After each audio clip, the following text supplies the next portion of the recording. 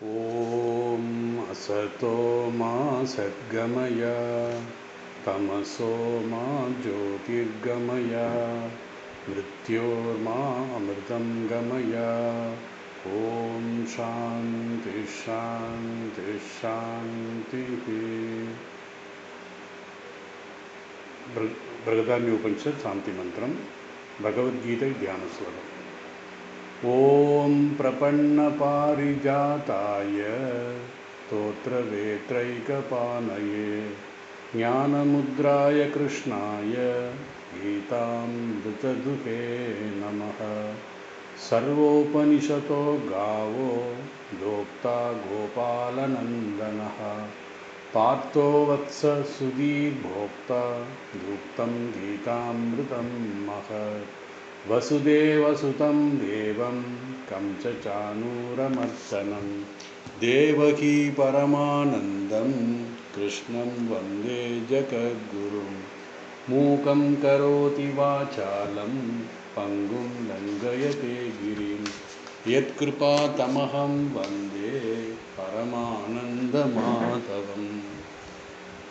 भगवद्गीதை 8வது அத்தியாயம் அக்ஷர பிரம்ம யோகம்.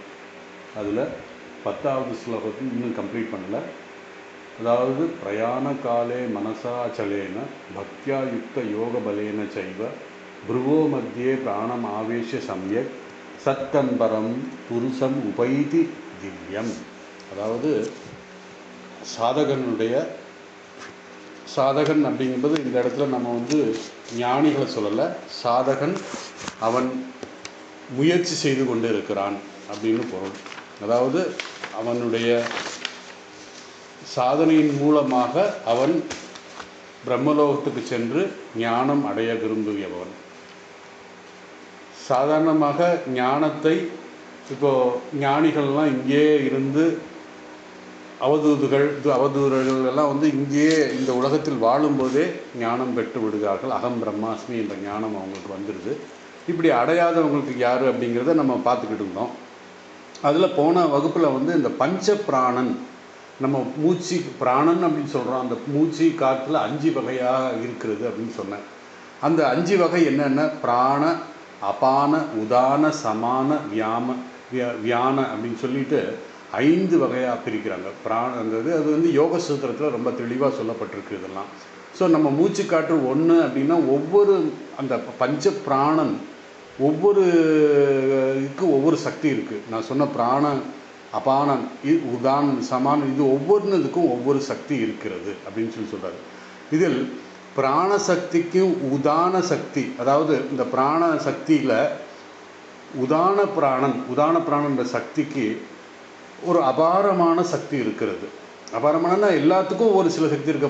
ஒரு உதாரணம் சொல்கிறேன். நம்ம உணவு வாயில் போடுறோம், அது அப்படி உள்ளே போகுது. இதுக்கு ஒரு சக்தி, பிராணசக்தி. அதுக்கப்புறம் அதை டைஜஸ்ட் பண்ணுறதுக்கு, அந்த டைஜஸ்ட் பண்ணாத பிளட்டை கன்வெர்ட் பண்ணுறதுக்கு, அந்த பிளட்டை கன்வெர்ட் பண்ணி ஒவ்வொரு இடத்துக்கு போகிறதுக்கு ஒவ்வொரு சக்தி. இப்படி ஒவ்வொரு பிராணுக்கும் ஒவ்வொரு சக்தி இருக்குது. பொதுவாக இந்த இடத்துல என்னென்னா உதான பிராணனை பற்றி பகவான் சொல்ல போகிறார். இந்த உதான பிராணன் கொஞ்சம் சக்தி வாய்ந்தது.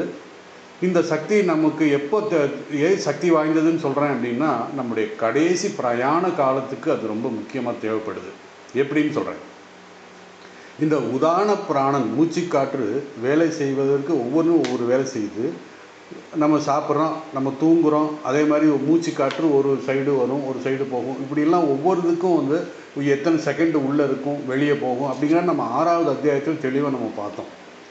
இந்த உணவு எப்படி வேலை உள்ளே போகுது அப்படின்னா, ஃபார் எக்ஸாம்பிள் நமக்கு ஏதாவது வேண்டாத, நம்முடைய உடம்புக்கு ஒத்துக்காத ஏதாவது ஒரு உணவு நம்ம சாப்பிட்டோம்னு வச்சுங்களேன், நமக்கு என்ன ஆகும்? வாந்தி வரும், வாமிட். அந்த வாந்தி வர்றதுக்கு எதுக்கு வேலை, எந்த பிராணன் வேலை செய்யுதுன்னா அந்த உதான பிராணன் தான் வேலை செய்யுது. எப்போவுமே இந்த உதான பிராணன் எதிர்மறையாக சில காரியங்கள் செய்யும். அதாவது நம்ம உடலை காப்பாற்றுவதற்காக அந்த சக்தி உதான பிராணனுக்கு இருக்குது. அந்த வாமிட் எடுக்கிறது, அதே மாதிரி நமக்கு வர்ற தும்மல், கொட்டாவி, அதே மாதிரி நம்ம சில அலர்ஜி ஆச்சுன்னா கண்கள்லேருந்து தண்ணி வரும்.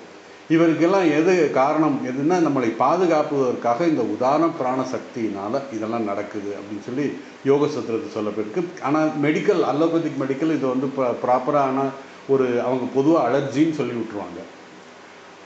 ஒருவன் இறக்கும் பொழுது இந்த பிராண உதான சக்தி, இந்த உதான சக்தி எப்படி வேலை செய்கிறது என்றால், இந்த ஸ்தூல சரீரத்தை விட்டு இந்த சூக்ஷ்ம சரீரம் பிரிவதற்கு, அதை வெளியே தள்ளுவதற்கு இந்த உதான பிராணன் மிக முக்கியமான ஒரு அங்கமாக இருக்கிறது. அதனால் இந்த 5 பஞ்ச எப்படின்னா, இந்த சூக்ஷ்ம சரீரம் எப்படி அப்படிங்கிறது சொன்னோம். சூக்ஷ்ம சரீரம்னா என்ன? இந்த சூக்ஷ்ம சரீரம், ஸ்தூல சரீரம், அதுக்கு நமக்கு வித்தியாசம். ஸ்தூல சரீரம் நம்ம பார்க்கக்கூடிய இந்த உடல். சூக்ஷ்ம சரீரம் நமக்கு தெரியாதது. அதில் என்ன இருக்குன்னா மொத்தம் 19. அதான பிரயாண காலம். இந்த பிரயாண காலத்தில் நம்ம என்னென்ன அந்த பேக்கில் எடுத்துகிட்டு போகணும் அப்படிங்கிறது. அந்த பேக்கில் என்ன இருக்குது? இந்த சூக்ஷ்ம பிராணன் இருக்குது. அந்த சூக்ஷ்ம பிராணன் சூக்ஷ்ம உடல், அந்த சூக்ஷ்ம உடல் என்னென்னலாம் அதில் இருக்குது அப்படின்னு கேட்டிங்கன்னா, பஞ்ச ஞான இந்திரியங்கள் 5, கர்ம இந்திரியங்கள் 5, பஞ்ச பிராணன், மனம், புத்தி, அகங்காரம், சித்தம். ஆக ஞான இந்திரியங்கள் 5, கர்ம இந்திரியங்கள் 5 5 10 ஆச்சு. பஞ்ச பிராணன் ஒரு 5 15 ஆச்சு.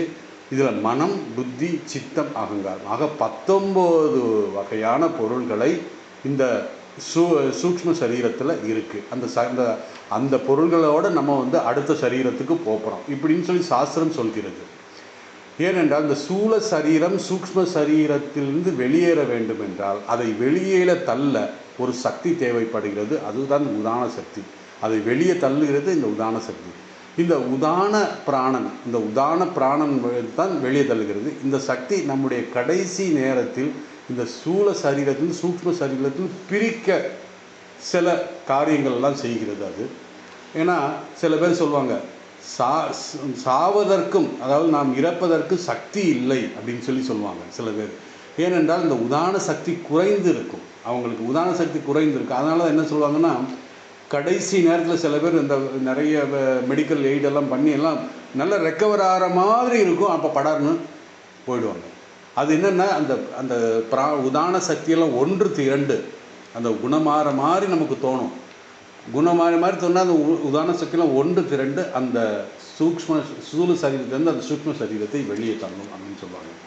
அதே மாதிரி இந்த உதான சக்தி ஒன்று திரண்டு அந்த சூக்ஷ்ம சரீரத்திலிருந்து பிரித்து அந்த கிராமத்தில் தான் சொல்லுவாங்க. என்ன சொல்லுவாங்கன்னா, அந்த கடைசி அந்த இறக்கும் தருவாயில் இருக்கிறவங்கள கருட புராணம் படிக்கணும் அப்படின்னு சொல்லுவாங்க. அதே நேரத்தில் இளநீர் கொடுக்கணும் அப்படின்பாங்க. அப்புறம் சுடு தண்ணியில் குளிப்பாட்டணும். இதெல்லாம் பண்ணும்போது என்ன ஆகும்னா, இந்த உதான பிராண சக்தி நல்ல ஒன்று திரண்டுக்கும் போது என்ன ஆகும்னா, இந்த சூக்ஷ்ம சரீரத்தை எளிதாக வெளியே தள்ளிவிடும். இந்த சக்தி இருந்தால் தான் வெளியே தள்ளிவிடும். யோக சாஸ்திரம் என்ன சொல்லப்பட்டிருக்கிறது என்றால், ஒருவன் யோக பயிற்சி செய்து இந்த உதான பிராணனை கட்டுப்படுத்தி வைக்கலாம் அப்படின்னு சொல்கிறாரு. அதாவது இந்த பிராணாயாமம், இந்த யோக சாஸ்திரத்தில் இதெல்லாம் செய்யும் பொழுது என்ன ஆகும்னா, இந்த உதான பிராணனை நம்முடைய கட்டுப்பாட்டில் கொண்டு வரலாம். நம்முடைய அப்போ என்ன ஆகும்னா, இறக்கும் தருவாய் வந்தாலும் அந்த யோக சக்தியால் இந்த உதான பிராணனை தன் வசப்படுத்தி கொண்டு இந்த உயிரை பிரியாமல் சூக்ஷ்ம சரீரத்தை வெளியே தள்ளாமல் கட்டுப்படுத்தி நிறுத்த முடியும் அப்படின்னா. இதுக்கு உதாரணம் நமக்கு மகாபாரதத்தில் இருக்குது. பீஷ்மர் தெரியும் உங்களுக்கு. பீஷ்மர் வில்லு படுக்கையில் படுத்திருக்காரு. அவர் தன்னுடைய உதான பிராண சக்தியை தன் வசப்படுத்தி இருக்கனால அவர் பெரிய யோகி. அதனால் தன்னுடைய இதில் உத்தராயணத்துக்காக நின்ற நல்ல நேரத்துக்காக தன்னுடைய சூக்ஷ்ம சரீரம் நல்ல நேரத்தில் விடணுங்கிறதுக்காக அவர் இருந்தார் என்பதை நம்முடைய மகாபாரதம் சொல்கிறது. போர் முடிந்து தன்னுடைய விருப்பப்படி நல்ல நேரத்திற்காக தன் ஸ்தூல சரீரத்தை சூக்ஷ்மத்திலிருந்து பிரித்து செல்கிறார். நல்ல நேரத்தை பார்த்து சுற்றி செல்கிறார். ஏன்னா அந்த அளவுக்கு அவருக்கு அந்த பிராண சக்தி பஞ்ச பிராண சக்தியுடைய கட்டுப்பாட்டில் அவர் இருந்தார் அப்படின்னு சொல்லி அந்த இது சொல்லுது. இங்கு பகவான் சொல்கிறார், உதான பிராண சக்தியின் வழியாக நம் முறையாக இந்த சூக்ஷ்ம சரீரத்தை விட வேண்டும். அதாவது ஏன்னா உதான சக்தியை வச்சு தான் கரெக்டாக அந்த நேரத்தில் அந்த போகணும் முடியாது. இது நம்ம சில பேருக்கு முக்கியவாசி பேருக்கு அந்த கண்ட்ரோல் இருக்காது. காரணம் என்னென்னா, அவங்களுக்கு ப்ராப்பராக அந்த யோக சக்தியெல்லாம் பிராணசக்தியெல்லாம் கட்டுப்பாட்டில் இல்லை. ஆனால் பகவான் சொல்கிறாரு, இப்படி உதான சக்தியை வைத்துக்கொண்டு இந்த சூக்ஷ்ம சரீரத்தை சரியாக விட்டால் பிரம்ம பிராப்தி அடையலாம் அப்படின்னு சொல்லி இதை பற்றி விளக்குறாங்க. மேலும் இந்த யோக சாஸ்திரத்தில் சொல்லப்படுகிறது என்னென்னா, இந்த சூக்ஷ்ம சரீரம் இந்த உடலில் இருந்து ஏதோ ஒரு துவாரத்தின் மூலமாக வெளியே செல்லும். இது இயற்கை, வெளியே செல்கிறதுன்னு சொல்லுவாங்க எல்லார் யோகத்தில். ஸோ நம்முடைய உடலில் 9 நவத்வாரே புரே தேகி அப்படின்னு சொல்லி நம்ம 4வது அத்தியாயத்தில் பார்த்தோம். 9 துவாரங்கள் இந்த உடலில் இருக்கிறது அப்படின்னு சொல்லியிருக்கு. இன்னொரு சில உபநிஷதங்கள் 11 துவாரங்கள் இருக்கிறது அப்படின்னு சொல்கிறது. இதில் எப்படின்னா, ஒரு ஜீவன் உயிர் எந்த துவாரத்தின் வழியாக விடுகிறானோ, சூக்ஷ்ம சரீரம் அது உயிர் விடுகிறான்னா சூக்ஷ்ம சரீரம் வெளியே செல்கிறதோ அதுக்கேற்ற நிலையை அவன் அடைவான் என்று பகவான் சொல்கிறார். அதில் முக்கியமாக இந்த சுசும்னா நாடி அப்படின்னு சொல்லி நம்முடைய யோக சாஸ்திரம் சொல்கிற அந்த சுசும்னா நாடியின் வழியாக, சுசும்னா நாடியை பற்றிய தத்துவங்கள் மருத்துவர்கள், அதாவது ஆங்கில மருத்துவர்களுக்கு மருத்துவ உலகத்துக்கு தெரியாத ஒன்று. ஆனால் நம்முடைய யோக சாஸ்திரத்தில் இந்த சுசுஷ்மா நாடி வழியாக இந்த சூக்ஷ்ம சரீரம் பிரிந்தால் பிரம்ம பிராப்தி.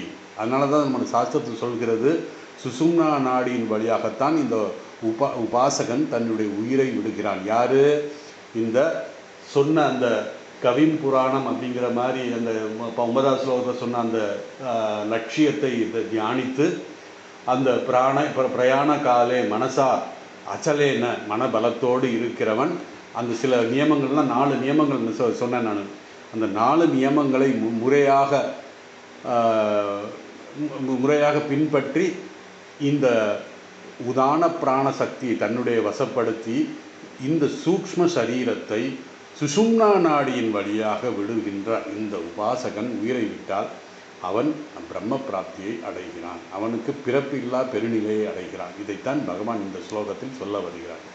இதற்கு இந்த உதான பிராணனை அதுக்கு தான் பகவான் என்ன சொல்கிறாருன்னா, இந்த உதான பிராணனை கட்டுப்படுத்த பயிற்சி செய்ய வேண்டும். அது முடியுமா அப்படிங்கிறதுக்கெல்லாம் பகவான் அடுத்து பதில் சொல்ல போகிறார். ஏன்னா கடைசி அவர் என்ன சர்வதர்மான் பரிசீஜன் சொல்ல போகிறார். ஆகவேதான் இறப்பது என்பது ஒரு கலைதான். இவைகள் எல்லாம் யாருடைய இப்போ இதெல்லாம் யாருக்கு சொல்கிறாருன்னா, ஞானம் வந்த ஞானிகளுக்கு சொல்லவில்லை, அவதூதனுக்கு சொல்லவில்லை. ஞானம் இல்லாத இந்த சம்சாரத்தில் உழந்து இருக்கின்றவன் கடைசி கொஞ்ச நேரத்தில் இறைவனை நினைத்து இறைவனை அடைய வேண்டும் என்று அந்த பிரயாண காலத்துக்கு முன்னாடி மனசை உறுதியாக யோக பலேன பக்தியோடு இருக்கின்றவனுக்குத்தான் இது சொல்கிறாரு. அதனால தான் சொன்னால் கீதை உபனிஷத் அப்படிங்கிற சாஸ்திரங்கள் எல்லாம் நாம் படித்தால் நமக்கு ஞானம் வந்துவிடும். ஞானம் வந்துவிட்டால் நமக்கு எந்த கவலையும் இல்லை. ஏன்? நாம் எங்கும் செல்ல வேண்டியதில்லை. ஏன்? நானே அவன், அகம் பிரம்மாஸ்மி என்ற விஷயத்தை அவனுக்கு தெரியும். ஸோ நான் எங்கும் செல்ல வேண்டிய அவசியம் இல்லை. இந்த ஞானம் அடையாதவனுக்காகத்தான் இந்த நியமம் பகவான் சொல்கிறார். 4 நியமம் சொன்னார். புருவோ மத்தியே, செகண்ட் லைனில் சொல்கிறார். புருவோ மத்தியேன்னா இந்த 2 புருவங்களுக்கு நடுவிலே, இந்த 2 புருவங்களுக்கு நடுவிலே, மத்தியேன்னா நடுவிலே. அப்போது பிராணன் ஆவேசிய சம்யக், பிராணன் ஆவேசியன்னா இந்த பிராணனை கொண்டு சென்று நிறுத்த வேண்டும். யாருக்கு? உபாசகனை பற்றி தான் சொல்கிறாரு. இந்த புருவத்தின் மத்தியிலே இந்த உதான பிராணனை நிறுத்தி, அப்படி நிறுத்த பயிற்சி செய்தால், ஏன்னா இது திடீரென்று புருவத்தின் மத்தியிலே நிறுத்த வேண்டும் என்றால் மிகவும் கடினமான ஒரு வேலை. மேலும் பகவான் சொல்கிறார், சம்யக், நன்றாக. எப்படி? இந்த புருவத்தின் நடுவிலே இந்த பிராண சக்தியை நடுவிலே வைத்து, புருவத்தின் நடுவிலே வைத்து, நன்றாக வைத்து, அப்படின்னா நல்ல கட்டுப்பாட்டில் இருக்கின்ற, நன்கு முயற்சி செய்து அப்படின்னு சொன்னார். அதாவது இந்த உதான பிராணனுடைய கட்டுப்பாட்டில், நம்முடைய கட்டுப்பாட்டில் இருந்தால் அது எளிதாக சுசும்னா நாடியிலிருந்து சுசும்னா நாடியின் வழியாக இந்த சூக்ஷ்ம சரீரத்தை வெளியே தள்ள முடியும். அதனால தான் புருவோ மத்தியே இந்த பயிற்சி செய்கிறார். புருவோ மத்தியே பிராணன் ஆவேசிய சம்யக், புருவத்தின் மத்தியில் நன்கு இந்த பிராணனை நிறுத்தி என்ற நியமத்தை இங்கு பகவான் சொல்கிறார். அடுத்த ஸ்லோகத்தில் இந்த பிராணன் அங்கிருந்து உச்சந்தலைக்கு, அதாவது நம்முடைய அந்த சுசும்னா நாடிக்கு கொண்டு சென்று அங்கு சுசும்னா நாடியின் வழியாக இந்த சூக்ஷ்ம சரீரத்தை வெளியே தள்ளுகிறது. ஆகவே தான் இந்த ஸ்லோகத்தில் பிராணசக்தி புருவத்தின் மத்தியிலே வைக்க வேண்டும் என்று பகவான் சொல்கிறார். நம்முடைய கட்டுப்பாட்டில் இந்த பிராணசக்தி இருக்க வேண்டும். அதன் பிறகு என்ன செய்ய வேண்டும் என்றால் அடுத்த ஸ்லோகத்தில் சொல்லப் போகிறார். என்ன சொல்லப் போகிறார்? 4, அதாவது இந்த ஸ்லோகத்தில் 4 நியமங்கள் சொன்னார். நான் என்ன சொன்னேன்? முதல் நியமம் என்ன சொன்னேன்? பிரயாண காலே, அதாவது கடைசி நம்முடைய பயணத்தில் மனசா அச்சலேன, மன உறுதியோடு, இது முதல் நியமம். 2வது நியமம் என்ன? மனதில் பக்தி இருக்க வேண்டும், இது 2வது நியமம். 3வது நியமம் யோக பலேன. யோக பலேனா முன்ன சொன்ன அந்த அபியாச யோக பலத்தினால. 4வது உதான பிராணனை நம்முடைய கட்டுப்பாட்டில் வைத்திருக்க வேண்டும். ஆக இந்த 4 நியமங்கள் பகவான் இந்த ஸ்லோகத்தில் நமக்கு சொல்கிறார். இந்த என்னென்னா 4 உதாரணம் நமக்கு இந்த விஷயத்தை இப்படி பார்க்கலாம். என்ன யோக பலேன என்பதற்கு இந்த யோக பலத்தை, இந்த யோகத்தினுடைய பலத்தின் மூலமாக இந்த உதான பிராண சக்தியை கட்டுப்படுத்தலாம் என்று பகவான் சொல்கிறார். அதனால்தான் சுசும்னா நாடியில் இந்த பிராணத்தை விடும் பொழுது அவன் பிரம்ம பிராப்தியை அடைகிறான். பிறகு சத்தம் பரமம் புருஷம் உபைதி, ச தம் அப்படின்னு சொன்னேன். சனா அவன், அந்த சாதகன், தம் அந்த பரம்புருஷனை, மேலான பரம்பொருளை அப்படின்னு சொல்லிட்டு சென்ற ஸ்லோகத்தில் விளக்கப்பட்ட என்ன சொன்னார்? கவிம் புராணம் அனுசாசிதாரம் அனோரணியம் அப்படின்னா நமக்கு நிர்குண பிரம்மத்தினுடைய லட்சணத்தையும் சகுண பிரம்மத்தின் லட்சணத்தையும் சொன்னார். அந்த தத்துவத்தை, பிரம்ம தத்துவத்தை தியானம் செய்வான். அதாவது அங்கு சென்று அதை அடைவான். இந்த தம் பரம்புருஷன் அந்த சென்ற ஸ்லோகத்தில் விளக்கப்பட்ட அந்த பிரம்ம தத்துவத்தை கடைசியாக அந்த திவ்யமான மேலான உயர்ந்த உண்மையான அந்த தத்துவத்தை அடைவான். அதைத்தான் உபைதினா அடைகிறான். எப்படி என்றால் அவன் பிரம்மலோகத்துக்கு, ஏன்னா சாதகனை பற்றி தான் சொல்கிறாரு. சாதகன் அந்த பிரம்மலோகத்துக்கு சென்று அங்கு பிரம்ம ஞானத்தை அடைகிறான். இந்த பிராணன் இந்த சுசும்னா நாடியின் வழியாக செல்லாமல் வேறு ஏதாவது வழியில் சென்றால் வேறு பல லோகத்துக்கு அடைவான். ஏன்னா நம்ம சாஸ்திரத்தை சொல்லப்பட்டிருக்கு, பல லோகங்கள் இருக்கிறது. 14 லோகங்கள் இருக்குதுன்னு சொல்லப்பட்டிருக்கு. இன்னும் பல லோகங்கள் சொல்கிறாங்க சில சாஸ்திரத்தில். அதனால் இந்த நவத்வாரத்தின் வழியாக, எந்த துவாரத்தின் வழியாக இந்த பிராணன் போகிறதோ அந்த லோகத்தை அவன் அடைவான் அப்படின்னு. ஒவ்வொரு துவாரத்தின் வழியாக செல்வது ஒவ்வொரு லோகத்தின். ஆனால் பிரம்ம பிராப்தி பிறவியில்லா பெருநிலையை அடைய வேண்டும் என்றால் இந்த உதான சக்தியின் கட்டுப்பாட்டில் வைத்துக்கொண்டு இந்த சூக்ம சரீரத்தை சுசும்னா நாடியின் மூலமாக வெளியே சென்றால் மட்டுமே பிரம்ம பிராப்தியை அடைய முடியும் அப்படிங்கிற இந்த சொல்கிறான். ஆகவே இந்த சாதகன் பிராண கட்டுப்பாட்டில் சுசும்னா நாடியின் வழியாக பிரம்மலோகத்துக்கு சென்று ஞானத்தை அடைகிறான் அப்படின்னு சொல்கிறாரு. இதோடைய இன்னொரு வியூ என்னன்னா, இந்த ஸ்லோகத்தில் பகவான் என்ன ஒரு சிம்பிளாக என்ன சொல்கிறாருன்னா, நம்ம இவ்வளவு இது பண்ண வேண்டியதில்லை. பிரயாண காலம்ங்கிறது கடைசி சரீரத்தில் விடும் நேரம். மனசா அச்சலேனா மன உறுதியுடன் இறை நாமத்தை விடாமல் நாம் சொல்லும் பொழுது நம்மளுடைய மனது உறுதி அடைகிறது. அப்பொழுது பக்தியா யுக்தேன, இந்த விடாமல் மன உறுதியுடன் இறைநாமத்தை சொல்லி கொண்டிருக்கும் போது இறைவனை தீவிரமாக நினைக்கும் போது இறைவன் பால் நமக்கு பக்தி உண்டாகிறது, அந்த பக்தி உறுதியாகிறது. இதுதான் உன்னதமான வாழ்க்கை அப்படின்னு சொல்கிறாரு. யோக பலேன சைவ அப்படின்னா அதாவது இறைவனுடைய பக்தி நம்முடைய மனதில் தீவிரமாகும் போது அதனுடன் அந்த யோக பலமும் நமக்கு வரும். பக்தன் தன்னை இறைவனுடைய குழந்தை என்று நம்பி அவன் முழுவதுமாக சரணடைய வேண்டும் அப்படின்னு சொல்லி பகவான் ஈஸியான மெத்தட் சொல்கிறார். அதனால் ஈசாவாசிய உபனிஷத்தில் என்ன சொல்கிறாருன்னா, நாம் அந்த நம்பிக்கையோடு நீ என்னுடைய தாய் தந்தை, நான் என்னுடைய அம்மாட்ட அப்பாட்ட நான் எப்படி கேட்பேன்னா அந்த மாதிரி. அதாவது இந்த ஸ்லோகத்தில் என்னென்னா, ஹிரண்மயேன பாத்திரேன சத்தியம் அபவிருதம் தத்தம் பூஷன் அபாவிருதக சத்திய தர்மேன திருஷ்டவே. என்ன சொல்கிறாருன்னா, நீங்கள் சத்திய தர்மம், அதாவது இந்த பரம்பொருளை சொல்கிறார், நீங்கள் சத்திய தர்மம், நான் உங்கள் குழந்தை, நான் உங்களுடைய உறவு, நான் உங்களுடைய பக்தன், நான் உங்களுடைய குழந்தை என்ற எண்ணத்தில் நீங்கள் எனக்கு கொடுக்க வேண்டியதை கொடுத்தே தீர வேண்டும். அதாவது ஒளி பொருந்திய அந்த திரையை, அதாவது ஹிரண்மயேன பாத்திரேன, ஹிரண்மயன தங்கம், தங்கம் போல ஜொலிக்கின்ற அந்த திரையை மறைத்திருக்கிறது உங்கள் முகத்தை. அப்போது அந்த திரையை விளக்கினால்தான் நமக்கு தெரியும்.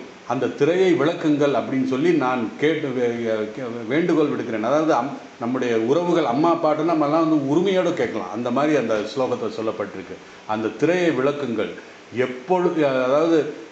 எப்பொழுது அந்த திரை பரம்பொருள் தன்னுடைய மாயை திரையை விளக்குகிறதோ, அதாவது எப்பொழுது அந்த பரம்பொருள் தன்னுடைய மாயை திரையை விளக்குகிறதோ, அப்பொழுது என்னாகும்? அவருடைய முகமும் என்னுடைய முகமும் நேருக்கு நேர் பார்க்கும் பொழுது நானே அவன் அப்படிங்கிற எந்த வித்தியாசம், எனக்கும் என்னுடைய தாய் தந்தைக்கும் எந்த வித்தியாசம் இல்லை, பரம்பொருளுக்கும் எந்த வித்தியாசம் இல்லை என்ற உண்மையை அவனுக்கு புரிகிறது. அவன் புரிந்து கொண்டு இனி அதாவது பகவான் சொல்கிறார், இந்த உன்னதமான உண்மையை அறிந்தவன் விழிப்புணர்வு அடைகிறான். அதாவது விழிப்புணர்வு அவன் செல்ஃப் ரியலைஸ் ஆகியிருந்தான் தான். அதனால் என்ன சொன்னால், புருவோ மத்திய பிராணம் ஆவேச சம்மே. இதை அடைவதற்காக நம்ம என்ன பண்ணணும்? நம்முடைய பிராணசக்தியை நம்முடைய புருவத்தின் நடுவிலே நிறுத்தி வைத்து கொண்டு ஒருநிலைப்படுத்த வேண்டும். இதை பற்றி டீட்டெயிலாக நம்ம 6வது அத்தியாயத்தில் நல்லா பார்த்துருக்கோம். என்னென்னா, ஒரு அமைதியான இடத்தில் அமர்ந்து கொண்டு, அதாவது சுசௌதேசே பிரதிஷ்டாபிய அப்படின்னு சொல்லி சொன்னோம். அதாவது நாத்தி உச்சிதம், நாத்தி செயல், அதாவது ரொம்ப உயரமான இடத்துல இருக்கக்கூடாது, ரொம்ப கீழே இருக்கக்கூடாது. ஒரு அமைதியான இடத்துல, மரத்தின் அடியிலேயோ அல்லது ஆற்றின் கரையிலேயோ அமைதியான இடத்துல ஒரு ஆசனத்திலே உட்கார்ந்து ஒரு ஏதாவது ஒரு பலகையோ இதே போட்டு உட்கார்ந்து நம்ம அமைதியாக நம்முடைய மூச்சியுடைய பிராணனின் சஞ்சரிப்பை நம்ம கவனிக்கணும். அப்போ என்ன பண்ணும்? அந்த புருவத்தின் மத்தியிலே நம்முடைய பிராணனை கற்பனை செய்து கொண்டு அந்த மூச்சு காற்றை நம்முடைய பார்வை அங்கு வைத்து கொண்டு மூச்சியை கவனிக்க வேண்டும். அப்படிங்கிற மூச்சு சஞ்சரிக்கும் விதத்தை அவன் அமைதியாக அதை கவனித்தால், அதாவது இந்த மூச்சு காற்றை நாம் கவனிப்பது, கண்ணை மூடிக்கொண்டு மூச்சு காற்றை கவனிப்பதே ஒரு சிம்பிள் பிராணாயாமம், எளிமையான பிராணாயாமம் சொல்லி நம்முடைய யோக சாஸ்திரமே சொல்கிறது. அப்படி அமைதியாக அதை கவனிக்கும் பொழுது நம்முடைய மூச்சுக்காற்று கட்டுப்படுகிறது அப்படின்னு சொல்லி சொல்கிறார். அதனால் இந்த மூச்சுக்காற்று சஞ்சரிப்பதை கவனிப்பதன் மூலம் சம்யக் என நன்றாக சரியாக பக்தி கூடிய மனோபாவத்துடன் உறுதியான மனதுடன் அது செய்யும் பொழுது நமக்கு அந்த தெளிவு கிடைக்கிறது. சத்தம் அப்படின்னா யார் ஒருவன் பரமம் புருஷன், இந்த இப்படியெல்லாம் இந்த சாதகன் இப்படியெல்லாம் செய்யும் பொழுது எதை அவன் அடைவான்? பரமம் புருஷன், இந்த உயர்ந்த அந்த பரம்பொருளை உபைதி அடைகிறான். அடைகிறான் அப்படின்னா நம்ம சொன்ன மாதிரி எங்கேயோ போய் எதையோ அடைய வேண்டிய அவசியம் இல்லை. ஏன்? நானே அவன் என்ற உண்மையை பெறுவது தான் இந்த பகவத்கீதையினுடைய லட்சியம். அகம் பிரம்மாஸ்மிங்கிறதான் என்னுடைய விளக்கம்தான் இந்த 18 அத்தியாயம்னு நான் ஆரம்பத்தில் சொன்னேன். அதை தான் சொல்கிறார், நானே அவன் என்ற ஒரு உண்மையை நமக்கு இங்கே புரியும். இறைவனே நான் அப்படின்னு சொல்லி, அப்போ திவ்யம் புருஷம், அந்த தெய்வீகமான அந்த புருஷனை அவன் அடைகிறான். அவனே நான் என்பதை உணர்கிறான். இவ்வாறு அந்த பரம்பொருளை இடைவிடாமல் தியானம் செய்யும் பொழுது அவனையே அடைகிறான். இந்த ஸ்லோகத்தின் சாரம் என்னென்னா, சாதகன் தன்னுடைய தொடர் பயிற்சியை செய்து கொண்டு இருக்கும்போது இறைவன் அருளால் அந்த சாதகன் தன்னுடைய சரீரத்தை விடும்போது இறைவன் அவனுடைய மனதில் மறக்காமல் இருப்பான். அந்த பரமபுருஷன் தான் அவனே நான் அந்த பரமபுருஷன், நானே அந்த பரமபுருஷன் என்ற உயர்ந்த உண்மையை அவன் நன்கு உணர்வான் அப்படின்னு சொல்கிறான். அர்ஜுனன் பகவானிடம் கேட்கிறான், நான் இந்த சரீரத்தை, அர்ஜுனன் பகவான்கிட்ட கேட்குறான், நான் இந்த சரீரத்தை விடும் பொழுது உங்களை நினைத்தால் எனக்கு என்ன பலன் கிடைக்கும் அப்படிங்கிறது நம்ம எல்லாருமே கேட்கலாம். ஏன் நான் பகவானை நினைக்கணும் அப்படின்னா, மேலும் அந்த நேரத்தில் என் மனம் உங்கள் எண்ணம் வருமா, அதாவது உங்களின் எண்ணம் என்னுடைய மனதில் வருமா, அதற்கு நான் என்ன செய்ய வேண்டும் அப்படின்னா, அதுக்கு பகவான் சொல்கிறார், யுத்வஸ்வனா போர் புரி அப்படின்னு சொல்லி அர்ஜுனனை சொல்கிறார். ஏன்? அந்த அவர் உபதேசம் செய்த இடம் போர்க்களம். அதனால் பகவானை அர்ஜுனனை பகவான் சொல்கிறாரு, நீ போர் புரி, நீ இங்கே வந்த பர்பஸ் என்ன, போர் புரி, தர்ம யுத்தம். ஸோ எந்த சூழலில் யார் எந்த சூழலில் எந்த இடத்தில் இருக்கிறோமோ அதற்கேற்ற அங்கு இருக்கின்ற அந்த செயலையோ கர்மத்தையே செய்ய வேண்டும் என்பது. அதாவது அந்த கர்மத்தை செய்து கொண்டு அதே நேரத்தில் என்னை மறவாமல் முழு மனதுடன் என்னையே நினைக்க வேண்டும். அதைத்தான் யுத்தஸ்வ என்று அர்ஜுனனை சொல்கிறார். போர்க்களத்தில் இருப்பதால் அப்படி சொல்கிறார். ஃபார் எக்ஸாம்பிள், நம்ம ஒரு ஆசிரியராக இருக்கிறோம் என்றால் நன்றாக பாடத்தை நடத்த வேண்டும். ஒரு விவசாயியாக இருக்க வேண்டும், நன்றாக விவசாயம் செய்ய வேண்டும். இப்படி யார் யார் எந்தெந்த இடத்தில் இருக்கிறார்களோ அவரவர்களுடைய தர்மத்தை பின்பற்றி அது செய்ய வேண்டும் அப்படிங்கிறத சொல்கிறார். மேலும் அர்ஜுனன் கேட்கிறார், என்னை நினைக்க வேண்டும் என்றால் என்ன என்பதை விவரமாக விளக்குங்கள் என்கிறார். ஏன்னா பகவான் சொல்கிறார், என்னை அப்படின்னா பகவானை, அதாவது பகவான் என்ன சொன்னார், என்னை நினைக்கணும்னு சொன்னார். பகவான்ங்கிறத இந்த இடத்துல என்னது கிருஷ்ணரை சொல்லலை. கிருஷ்ணரை என்னன்னா பரம்பொருளே அந்த கிருஷ்ணராக வெளிப்பட்டிருக்கிறார். அவருடைய லட்சியம் அந்த பரம்பொருளை அடைவது. ஏன்னா நம்முடைய சனாதன தர்மத்தில் மட்டும்தான் இந்த இஷ்ட தெய்வ தத்துவம் இருக்கிறது. இஷ்ட தெய்வம் நீ யாரை வேண்டுமானாலும் நீ உன்னுடைய இஷ்ட தெய்வமாக எடுத்துக்கொண்டு நீ உபாசனை செய்யலாம், பக்தி கொள்ளலாம். அந்த பக்தியின் முதிர்ச்சி உனக்கு என்னென்னா சகுனத்திலிருந்து, அதாவது சகுன பிரம்மம் உருவத்திலிருந்து அருவத்துக்கு போக முடியும் என்பதற்காக சொன்னார். இந்த இடத்துல பகவான் சொல்கிறாரு, கிருஷ்ணன் என்பது பரமாத்மா, ஆத்மாவின் வெளிப்பாடாகிய கிருஷ்ணரைத்தான் என்னை அப்படின்னு சொல்கிறார். அதே போல் பகவான் கடைசி என்ன சொல்கிறாருன்னா, இவ்வளவு யோகத்தை சொல்லி இதை என்னடா இதெல்லாம் செஞ்சு நம்மளால் போக முடியுமா அப்படிங்கிற ஒரு இது வரும். ஏன்னா உருவத்தின் மடிவில் வைக்க சொல்கிறீங்க, பக்தியோடு இருங்கிறீங்க, யோக பலம் வேணுங்கிறீங்க, அபியாசம் பண்ணணுங்கிறீங்க, இதெல்லாம் நம்மளால் முடியுமா அப்படின்னா, அதனால தான் பகவான் ஈஸியான ஒரு மெத்தட் என்ன சொன்னார், சர்வதர்மான் பரித்யஜ்ய மாமேவ சரணம் பிரஜா அகம் துவாம் சர்வ பாபேபியோ மோக்ஷயிஷ்யே மா சுசா அப்படின்னு சொல்கிறாரு. நீ எல்லா தர்மத்தையும், இதில் என்ன சொல்கிறேன்னா பகவான், நீ எல்லா தர்மத்தையும் விட்டு என்னையே சரணடை, நான் ஒருவன்தான் உன்னை இந்த சம்சார சாகரத்திலிருந்து வெளியே கொண்டு வர முடியும். இந்த இடத்துல சர்வதர்மான் என்றால் என்ன அப்படின்னா, எல்லா நம்பிக்கையும், யார்கிட்டே நீ நம்பிக்கை வச்சிருக்க அதெல்லாம் விட்டுரு, என்னிடத்தில் நம்பிக்கை வைத்துக்கொள். என்னிடத்தில்னா பரம்பொருளை. இந்த பரம்பொருளை எப்படி அடைவது? இஷ்ட தெய்வத்தின் மூலமாக. அந்த என்னையே நீ என்னிடத்தில் நம்பிக்கை வைத்து கொண்டு உனக்கு வேறு எந்த உலக விஷயத்தையும் ஆசையையும் பற்றில்லாமல் இருக்க வேண்டும். இதுதான் எல்லா தர்மத்தையும் விட்டுவிடு என்று பொருள். ஸோ நம்ம எல்லா தர்மத்தையும் விட்டுவிட்டேன்னு சொல்லிட்டு வீடு சொத்து மனைவி மக்கள் என்று நினச்சிக்கிட்டு இருந்தோம்னா நம்ம தர்மத்தை விடலை. எல்லாத்தையும் விட்டு அவர்கிட்ட சரணடைஞ்சு அவர் பார்த்துக்குவார். இந்த உண்மையை புரிந்து கொண்டு இறைவன் தன்னுடைய இந்த உண்மையை நமக்கு புரியும் பொழுதுதான் இறைவன் தன்னுடைய, அதாவது இறைவன் தான் பரம்பொருள், இரண்மையேன பாத்திரன்னு சொன்னேன் இல்லையா, அந்த தங்கத்திரை ஜொலிக்கும் கண்ணை நம்ம அந்த தங்கத்திரை இருக்கிறனால நம்மளால் பார்க்க முடியல. அந்த தங்கத்தினுடைய ஒளி நம்மளுடைய கண்ணை பார்க்க உள்ள என்ன யார் இருக்காங்கன்னு தெரியல. அப்போது என்ன ஆகும், இந்த மாயத்திரையை இந்த ஹிரண்மயேன பாத்திரேன அந்த திரையை விளக்கி விடுவார். விளக்கி விடும்பொழுது என்ன இருக்கும், நான் யார் என்பதை புரிஞ்சு. இதை தான் கடோபனிஷத்தில் நன்கு வெளிப்படுத்தியிருக்கிறார். சாதகன் தன்னுடைய லட்சியமான அந்த பரம்பொருளை நாடும் பொழுது அவனுக்கு பரம்பொருள், அதாவது பரம்பொருளே அந்த சாதகனாக வெளிப்படுத்துகிறார் அப்படின்னா. ஸோ இந்த கருத்தை தான் குலசேகர ஆழ்வார் தன்னுடைய முகுந்த மாலா அப்படிங்கிற ஒரு கிரந்தத்தில் ரொம்ப அருமையாக சொல்கிறாரு. அவர் 9ஆம் நூற்றாண்டில் வாழ்ந்த 12 ஆழ்வார்களில் ஒருவர் குலசேகர ஆழ்வார். இந்த 9ஆம் நூற்றாண்டிலே இறையாளர்கள் ஒருவரான சிறந்த கவிஞனுமான தென்னிந்தியாவை சேர்ந்தவர் தான் இந்த குலசேகர ஆழ்வார். அவர் பெருமாள் திருமொழி என்ற ஒரு தமிழ் கிரந்தத்தையும் முகுந்த மாலா என்ற ஒரு சமஸ்கிருத நூலையும் எழுதியவர்.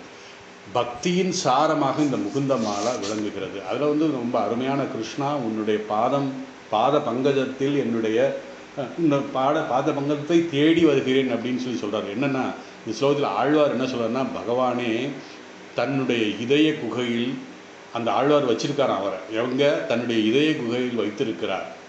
அவருடைய திருவடிகளை பக்தி பூர்வமாக விளக்குகிறார். இப்படி இந்த ஆழ்வார் தன்னை, அதாவது தன்னுடைய மனதை ஒரு ராஜ அம்சமாக நினைத்து கொண்டு இறைவன் இருக்கும் அந்த கோட்டைக்கு செல்கிறது.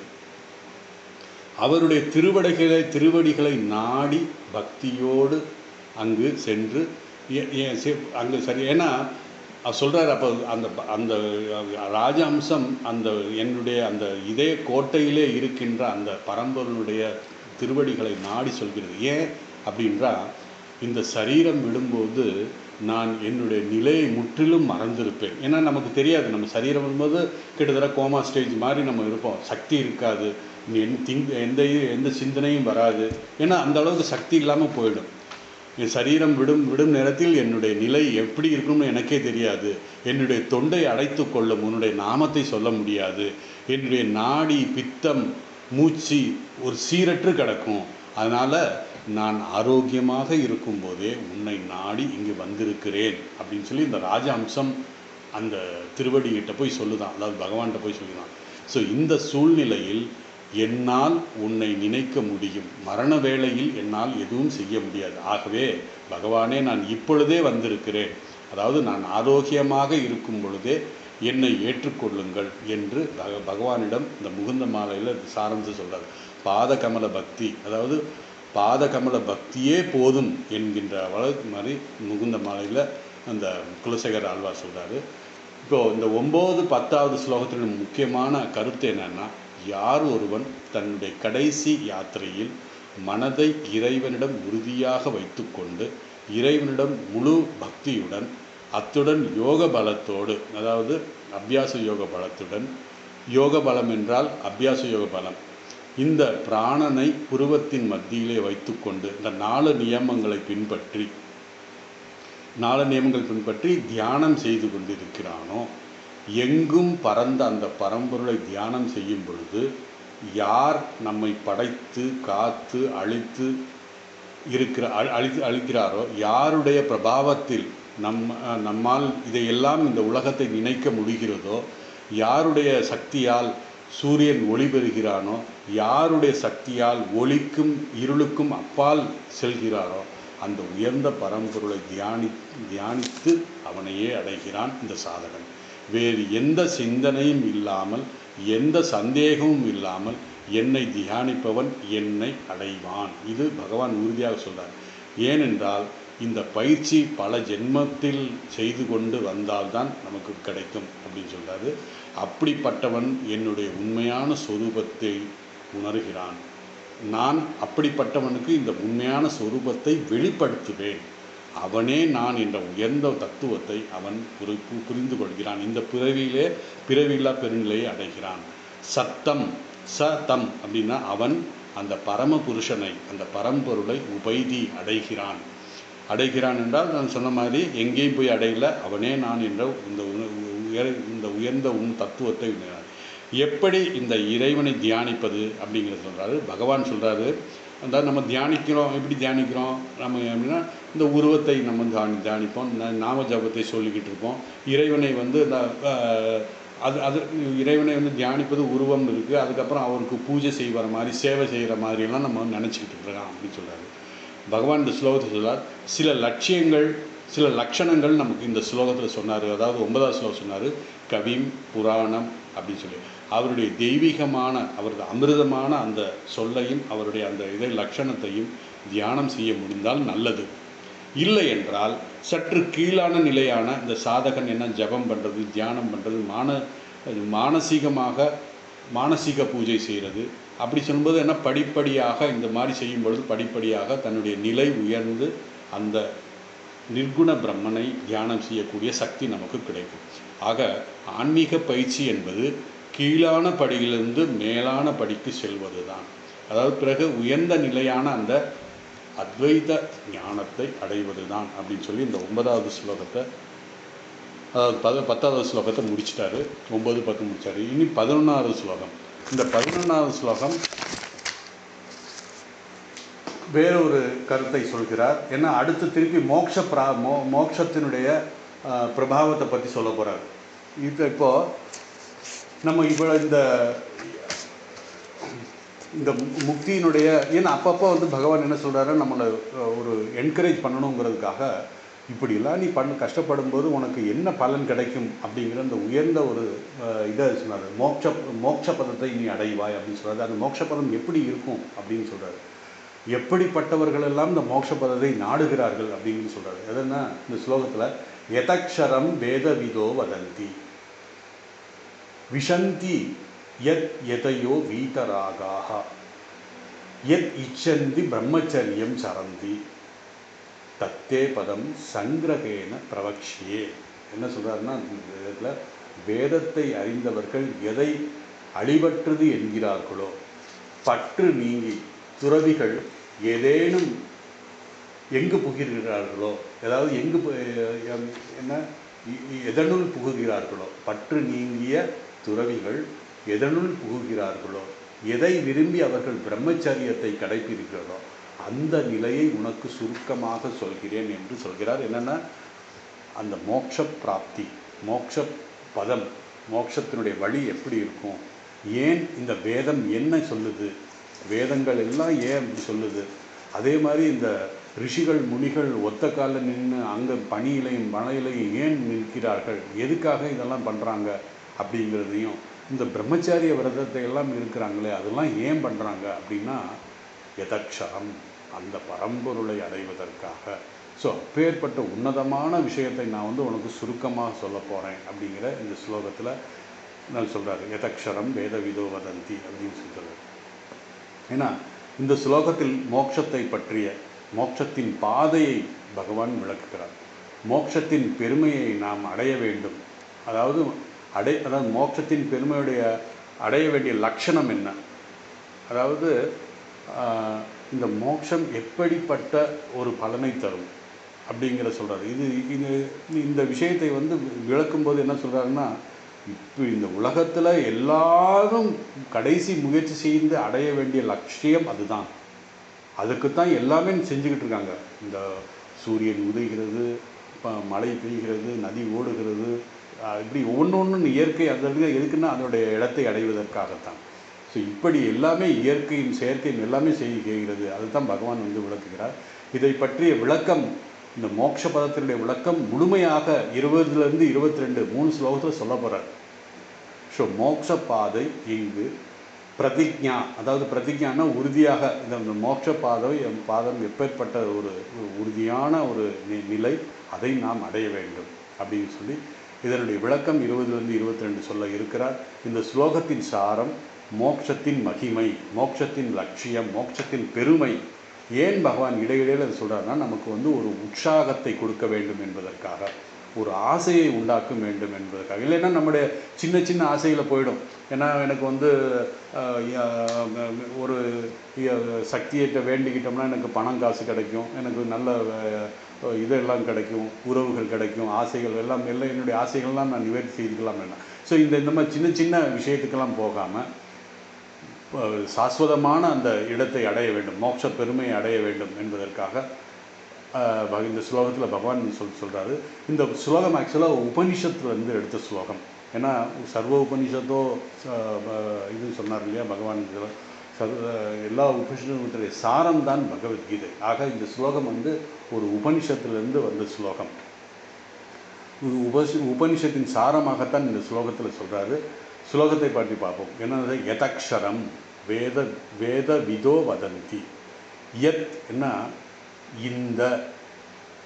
இந்த என்றால் எந்த அக்ஷரம், அழியாத அந்த பிரம்ம தத்துவம், இந்த ஒன்றை, இந்த தத்துவத்தை, இந்த ஒரு தத்துவத்தை விளக்குவதற்காகத்தான் இந்த ஓல் வேதாந்தமே இருக்கப்பா.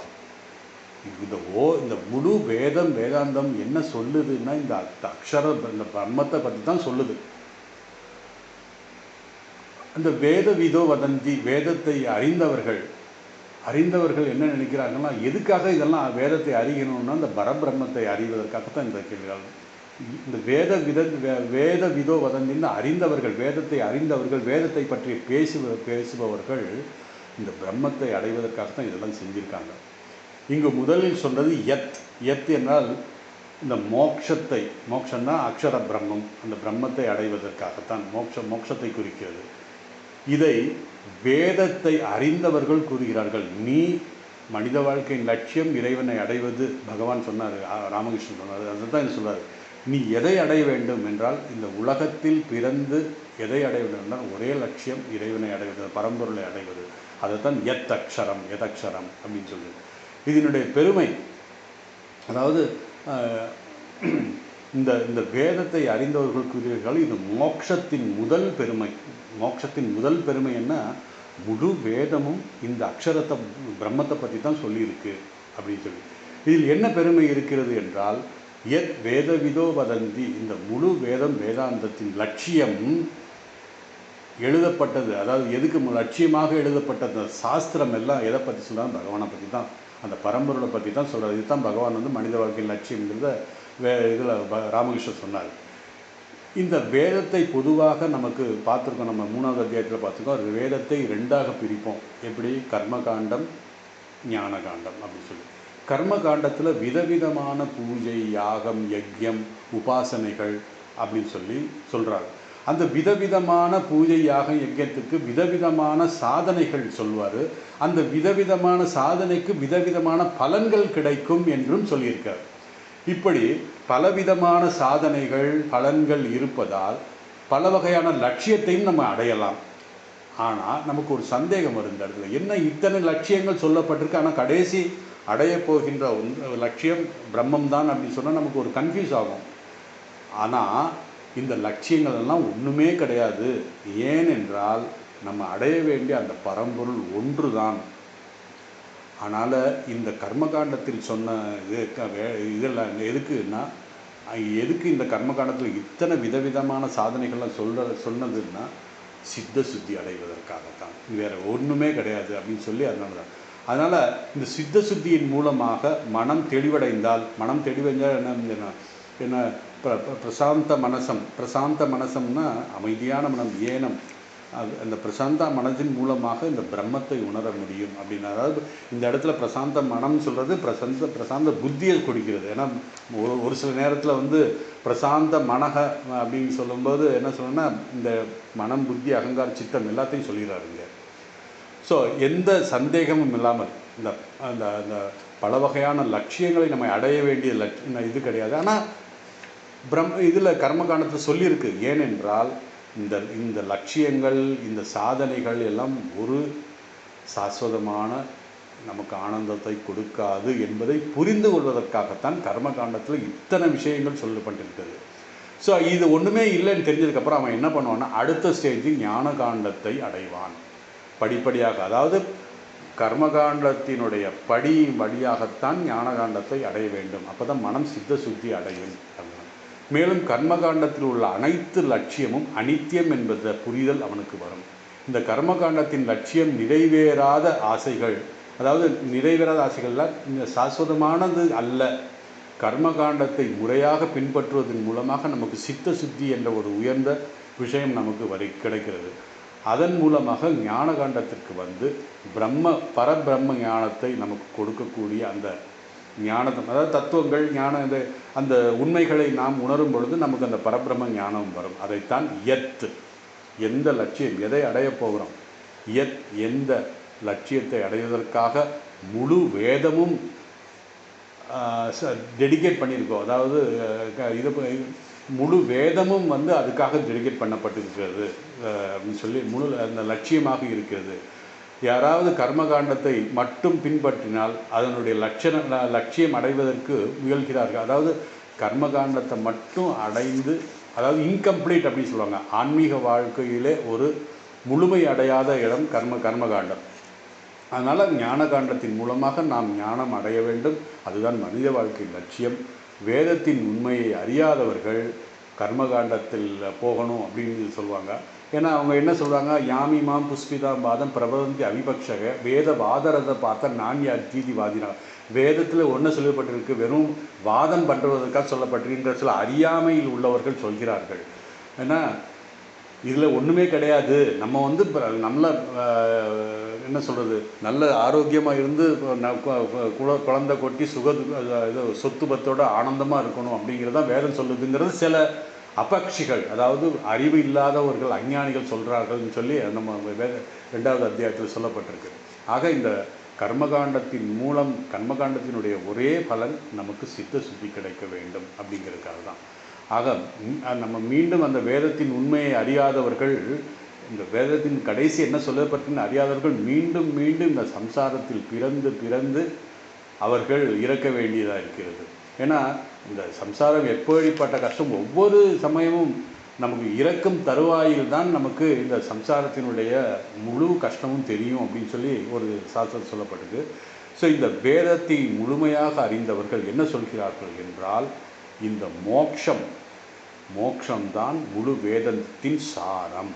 யத் வேத விதோ வதந்தி, இந்த பிரம்ம பிராப்தி மட்டும்தான் வேதத்தினுடைய லட்சியம் என்று வேதம் அறிந்தவர்கள் கூறுகிறார்கள். வேறு எந்த லட்சியமும் கிடையாது.